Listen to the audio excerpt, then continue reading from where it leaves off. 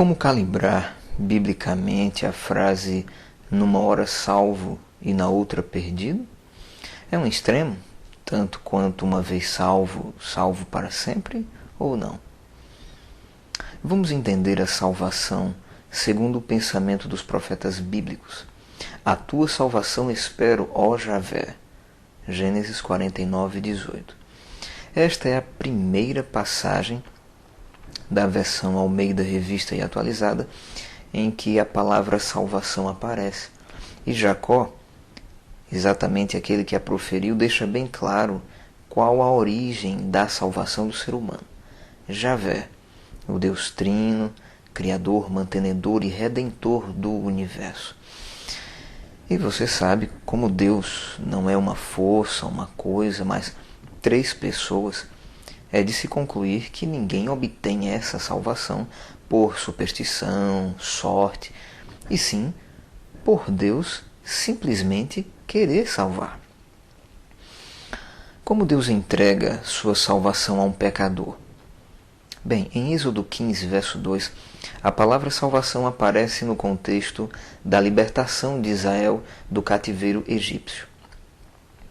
Moisés diz que Javé lhe foi por salvação. A Bíblia explica o porquê de Deus ter libertado o povo descendente de Jacó, ou Israel. Confira Gênesis 32, 28. Em Gênesis 15, os versos 13 e 14, a Bíblia diz: Então lhe foi dito a Abrão: Sabe, com certeza a tua posteridade será peregrina em terra alheia, e será reduzida à escravidão, e será afligida por 400 anos. Mas também eu julgarei a gente a que tem de sujeitar-se, e depois sairão com grandes riquezas. Portanto, a libertação ou salvação de Israel era uma promessa de Deus para Abrão. E por que aquele homem dentre tantos outros? Ora, disse Javé a Abrão: Sai da tua terra, da tua parentela e da casa de teu pai, e vai para a terra que te mostrarei. De ti farei uma grande nação, e te abençoarei, e te engrandecerei o nome. Sê tu uma bênção. Abençoarei os que te abençoarem, e amaldiçoarei os que te amaldiçoarem. Em ti serão benditas todas as famílias da terra. Partiu, pois, a Abrão, como lhe ordenara Javé. Isto está em Gênesis 12, os 4 primeiros versículos. Seguindo a história regressivamente, vemos que Abraão, como depois ele foi chamado por Deus, era descendente de Sem, o filho mais velho, possivelmente, de Noé, que se destacou entre seus irmãos por viver mais de 500 anos após o dilúvio, possivelmente em virtude de sua fidelidade a Noé, seu pai, e a Javé, seu Deus. E por ser o ascendente de Abraão também. Em verdade, ele chegou a ser contemporâneo de Isaac, seu tataraneto. Você pode conferir isto no artigo Cronologia Bíblica. Aí está o endereço. Quase meio milênio antes de Abraão, Noé havia achado graça diante de Javé. Gênesis 6:8. E a Bíblia deixa claro o porquê. Eis a história de Noé. Noé era homem justo e íntegro entre os seus contemporâneos. Noé andava com Deus. O verso 9 escreve assim. Ou seja, nem ele, nem Abrão, nem qualquer outro pecador escolhido por Deus para uma missão especial foram e são escolhidos aleatoriamente ou pelo gosto preconceituoso de Deus para os outros e gracioso para com eles. Não mesmo. Deus tem seus gostos, a Bíblia deixa claro isto, mas ele não faz acepção de pecadores. Ela registra isso também. Você pode conferir em Atos 10, os versos 34 e 35. Só abrindo um parênteses, Noé andava com Deus e seu relacionamento com Javé chegou a ser comparado mais tarde com o de Daniel, o de Jó. Confira Ezequiel 14, os versos 14 e 20. Enoque, o bisavô de Noé, fez tanto isto que nunca morreu. Até hoje acompanha o fim deste grande conflito entre Deus e Satanás nos camarotes celestiais, nos quartos da casa do Pai, como João 14, de 1 a 3 e Gênesis 5, 24 afirmam. É importante observar, querido, querida ouvintes, nenhum desses homens descenderam de Caim, o primeiro filho da humanidade a escolher um estilo de vida ateísta e rebelde. Em verdade, todos os descendentes dele pereceram no dilúvio.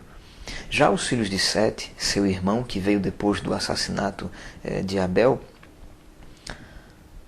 escolheram seguir a vida de arrependimento de Adão e Eva.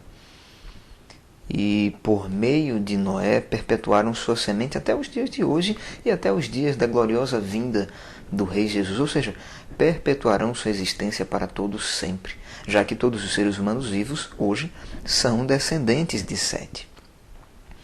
Com isto se percebe a importância da educação familiar e o perigo que reside nas consequências imutáveis da má educação. Porque eu sou Javé, teu Deus, Deus zeloso, que visito a iniquidade dos pais nos filhos até a terceira e quarta geração daqueles que me aborrecem, e faço misericórdia até 1000 gerações daqueles que me amam e guardam os meus mandamentos. Êxodo 20, versos 5 e 6. Deus conta com os pais na salvação da humanidade. Se os progenitores atrapalharem, nem Deus conseguirá salvar os filhos dos homens. Fecha parênteses aqui. Vamos entender o início da necessidade da salvação. Retornando à nossa regressão na história, chegamos ao momento onde a salvação precisou existir. A queda, ou a transgressão, ou a escolha deliberada voluntária de Adão e Eva. Antes desse evento, a salvação só existia na mente de Deus. Confira 1 Pedro 2,20, por exemplo. Javé, os três, interveio e prometeu tanto para Satanás, a serpente, quanto para Eva: porei inimizade entre ti e a mulher, entre a tua descendência e o seu descendente. Este te ferirá a cabeça e tu lhe ferirás o calcanhar. Gênesis 3,15. O referido descendente era e é Jesus Cristo. Confira Gálatas 4,4. Podemos hoje olhar para o mundo e pensar como o mal está alastrado, como Satanás domina. A melhor conclusão, após uma breve observação do mundo natural, social, político, religioso e relacional, é a conclusão de João. O mundo inteiro jaz no maligno. 1 João 5,19. Entretanto, mesmo nesse mundo dominado, Deus tem pessoas que não possuem amizade com Satanás. Você sabia disso?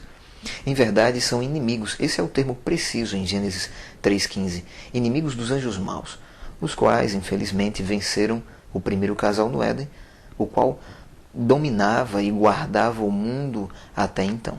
E, por conseguinte, passaram a dominar sobre todo o planeta, ao ponto de Satanás ser considerado o príncipe desse mundo pelo próprio Deus. Isso está em João 14:30 e 16, verso 11. Contudo, esse não é todo o filme. No fim, Jesus esmaga a cabeça de Satanás, a despeito das cicatrizes que este lhe fez no Calvário, e desde que a rebelião começou no céu. Se isto ainda não ocorreu, é porque o filme não terminou ainda. Quem vencerá ao lado de Jesus Cristo? Esta é a questão incerta para as criaturas. Quem são os salvos? Na Bíblia, meus amigos, eu encontro motivos para achar essas perguntas fáceis e difíceis simultaneamente. É fácil no sentido de que os salvos existirão, aconteça o que acontecer. o difícil é como entender a ciência da graça de Deus, a ciência da salvação. Longe de mim dizer isto, não é? Como se Deus fosse complicado ou como se o julgamento divino fosse obscuro. Jamais. Nós, pecadores, é quem complicamos tudo. Até o assunto salvação. Afirmar que a salvação pode ser perdida, bem como afirmar que alguém já está salvo, são coisas semelhantemente simples, mas também complexas, segundo a Bíblia, pelo seguinte. Vamos nos lembrar da salvação de Sansão. Este cidadão israelita é um exemplo perfeito dos contrastes que existem dentro do assunto que estamos estudando. Javé abençoou Sansão desde o seu nascimento. Juízes 13, 24. Mas não esqueça do que vimos antes. Há um motivo divino honesto para isto, descrito parcialmente na Bíblia. A outra parte, certamente Deus explicará aos salvos durante os 1000 anos de julgamento ou de revisão do julgamento no céu, entre a primeira ressurreição e a segunda morte. Estudaremos sobre isso mais tarde. O fato é que Sansão viveu, aos olhos divinos e humanos, como perdido. É só ler sua biografia resumida no livro de Juízes. Mas, segundo Paulo, apesar, vamos colocar assim, de caminhar na direção da perdição eterna, Sansão, por meio da fé, participou da justiça. Hebreus 11, 32 e 33. E aguarda a ressurreição dos salvos. Também em Hebreus 11, agora nos versos 39 e 40. Ou seja, existe algo sobre ele que não está na Bíblia. Ou está e não enxergamos ainda. Além disso, embora eu tenha escrito acima aos olhos divinos, pelo fato de a lei de Deus nos informar o que ele espera daqueles que nele esperam a salvação, é claro que Javé não vê como vê o homem.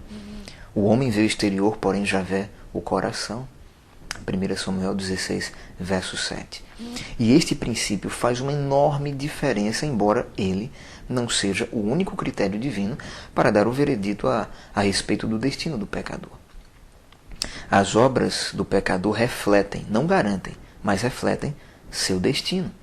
Confira Tiago 2, versos do 14 ao 26. Certamente, em vários momentos da vida de Sansão, seu nome não estava na lista dos salvos. Certo? Será?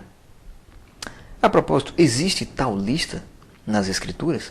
E caso exista, como ter o nome inscrito ali ou riscado desse importante registro? E outra, esse registro ele é determinante? Vamos estudar então agora sobre o livro da vida do Cordeiro. Apocalipse 20, verso 15 diz: E se alguém não foi achado inscrito no livro da vida, esse foi lançado para dentro do lago de fogo. Adorá-la-ão, a besta, todos os que habitam sobre a terra, aqueles cujos nomes não foram escritos no livro da vida do Cordeiro, que foi morto desde a fundação do mundo. Apocalipse 13, 8. Nela, na cidade santa, nunca jamais penetrará coisa alguma contaminada, nem o que pratica abominação e mentira, mas somente os inscritos no livro da vida do Cordeiro. Apocalipse 21, 27. Portanto, existe sim uma lista com os nomes dos salvos, e não ter o nome ali significa perdição eterna. Para ter o nome inscrito nesse livro, deve-se seguir o Cordeiro, Jesus Cristo, descendente da mulher, o Salvador, aquele que é o dono da lista. E devido a essa comunhão entre pecador e Salvador, há transformação de caráter e de estilo de vida, porque esta é a aliança que firmarei com a casa de Israel. Depois daqueles dias, diz Javé, na mente lhes imprimirei as minhas leis. Também no coração lhes inscreverei.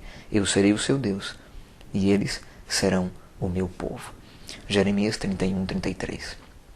E mesmo o povo de Israel falhando em ser o disseminador da redenção divina e a aliança sendo substituída por outra, conforme vemos em Mateus 21, 43, a aliança entre o próprio Cristo e o pecador arrependido e perdoado, Mateus 26, 28, o resultado permanece o mesmo da aliança anterior. Esta é a aliança que farei com eles. Depois daqueles dias, diz o Senhor, porei no seu coração as minhas leis, e sobre a sua mente as inscreverei. Acrescenta, também de nenhum modo me lembrarei dos seus pecados e das suas iniquidades para sempre, conforme registrou Paulo em Hebreus 10, versos 16 e 17. E assim como Jesus inscreve o pecador em seu livro, da mesma forma ele o risca, que o nome deles seja riscado do livro da vida e que não seja colocado na lista dos que te obedecem. Salmo 69, verso 28, na nova tradução da linguagem de hoje. Agora, pois, perdoa-lhe o pecado, ou se não, risca-me, peço-te, do livro que escreveste. Então disse Javé a Moisés, riscarei do meu livro todo aquele que pecar contra mim. Êxodo 32, 33. Contudo, como vimos na história típica, verídica e representativa de Sansão, resta-nos saber se Javé ou o Cordeiro ficará inscrevendo e riscando o nome de um ser humano várias e várias vezes no decorrer de sua vida. Pois se descobrirmos isto, saberemos responder completamente às perguntas motivos desta pesquisa.